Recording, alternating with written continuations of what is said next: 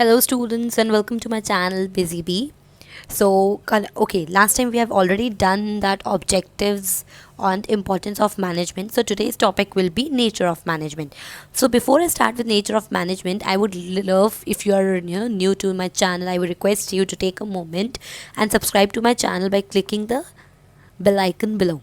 Alright, so that every time the new video comes up you get notified. Okay, so let's, without a waste and without a further ado, let's start with the topic, today's topic, that is nature of management. Okay अब nature क्या होता है यार, देखो management का 3 nature होते हैं basically. अगर मैं बताऊँ आपको, हम मैनेजमेंट को एज अ साइंस भी देख सकते हैं, हम मैनेजमेंट को एज अ प्रोफेशन भी देख सकते हैं, और हम मैनेजमेंट को एक एज एन आर्ट भी देख सकते हैं। अब ये होते क्या हैं? पहली बात तो ये याद रखो यार, क्वेश्चन पेपर में ज़रूर आता है कि according to you what do you think management is an art और अ साइंस। तो आधे लोग पूरा लिखाते हैं यार management is an art, this पूरी पूरी लाइनें लगाएंगे। आधे लिखेंगे मैनेजमेंट एज अ साइंस और सब बोलाएंगे रॉन्ग।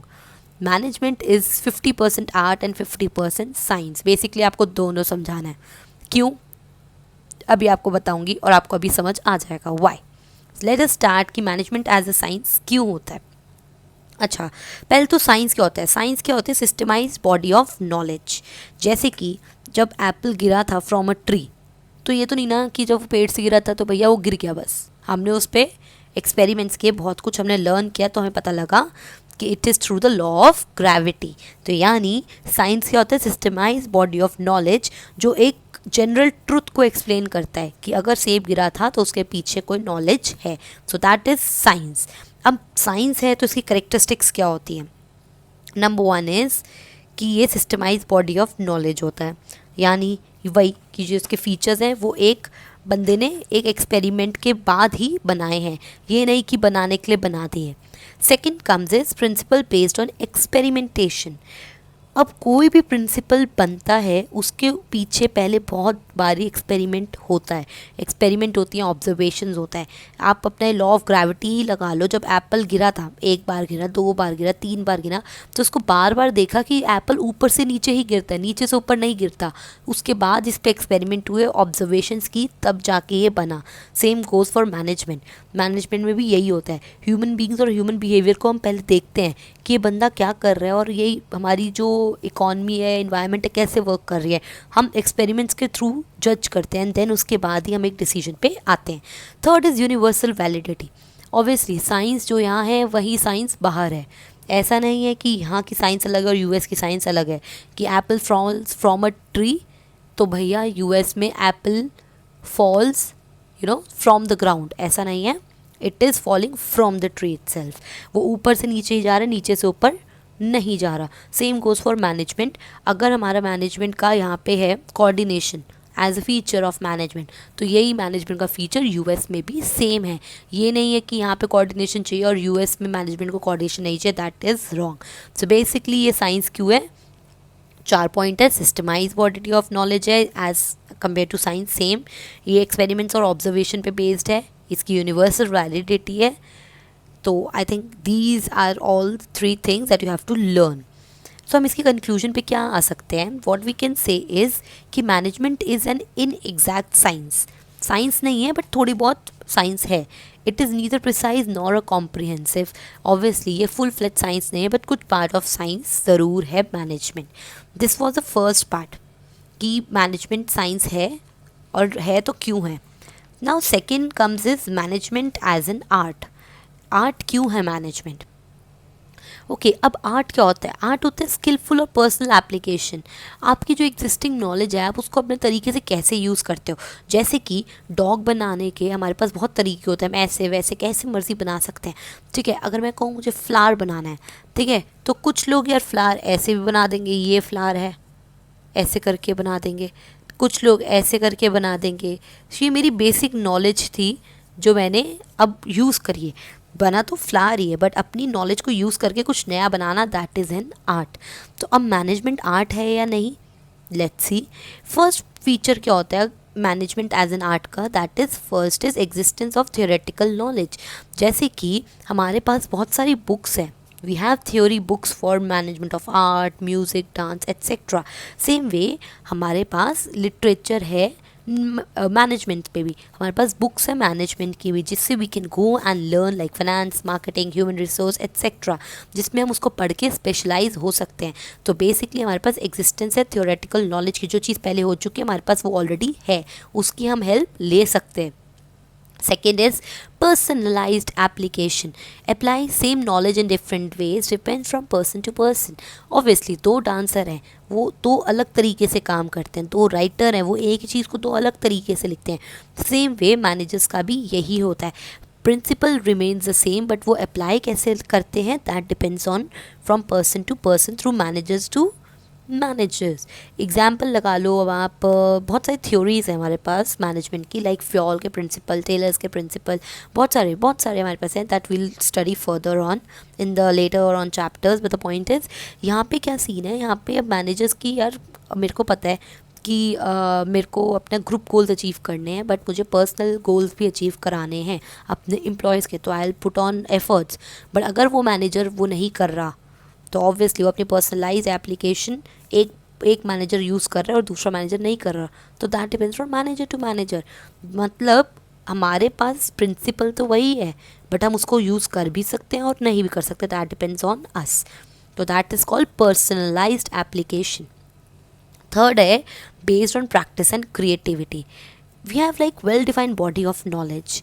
हमारे जब आर्ट की हम बात करते हैं तो हमारे पास थियोरेटिकल नॉलेज होती है उस चीज़ की, हमें एक्सपीरियंस मिलता है, बार बार हम एक ही चीज़ को बार बार करेंगे, then we'll get to know it कि अरे यार ये ऐसे होता है, ये वैसे होता है, ठीक है। उसके अलावा इसका और कोई तरीका तो नहीं है। आप एक बारी कोई ड्राइंग बनाओ, 3 बारी बनाओ, तो ऑब्वियसली आप बेटर होगे टाइम के साथ। सो इसमें आपकी प्रैक्टिस और क्रिएटिविटी इन्वॉल्व है। सेम वे मैनेजर्स भी जब एक बारी करते हैं, 2 बार डिसीजन, 3 बारी, तो they get creative. So the art is also based on practice and creativity. Same way management is also based on practice and creativity. And manager often studying various situation, अपनी वो थ्योरीज तो रोज़ पढ़ते रहते हैं managers, तो they give style of different sort of management. तो conclusion अगर हम इसकी बात करें तो it is like characteristics of art थोड़ी बहुत हैं मैनेजमेंट में, बट पूरी नहीं है। So we can also say that management is an art of getting things done. थोड़ा बहुत हमारा वो क्या है, साइंस, एंड थोड़ा बहुत आर्ट। थर्ड आता है मैनेजमेंट एज अ प्रोफेशन। अब ये वो बोल रहे हैं कि प्रोफेशन है या नहीं है मैनेजमेंट। प्रोफेशन होता क्या, इट इज़ एन ऑक्यूपेशन जिसमें आपको स्पेशलाइज्ड नॉलेज की ज़रूरत होती है। अब देखो प्रोफेशन है या नहीं, प्रोफेशन के फीचर्स क्या होंगे, well defined body of knowledge.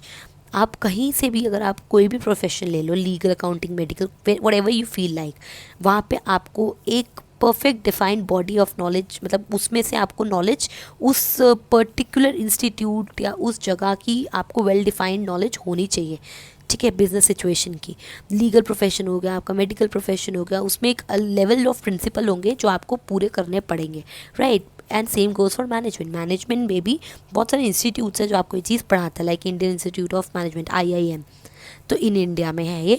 तो ये प्रोफेशन का कुछ फीचर है जो हमारे मैनेजमेंट में है। Second is restricted entry. अब आप कोई भी आई शुड से प्रोफेशन में जाओ तो वहाँ पे एक एंट्री रिस्ट्रिक्ट होती है थ्रू एन एग्जामिनेशन। अब आपको चार्टर्ड अकाउंटेंट बनना है, you have to give a CA exam. Doctor बनना है तो आपको MBBS का एग्ज़ाम क्लियर करना होता ही है। तो you can not become a professional, you cannot choose a profession unless and until you clear the exam of that particular profession. Same way management में भी होता है। अगर आप अच्छे से किसी इंस्टीट्यूट से कर रहे हो सो वहाँ के आपको नॉलेज होना ज़रूरी है। IIM में भी एग्ज़ाम होता है to get admission in that institute.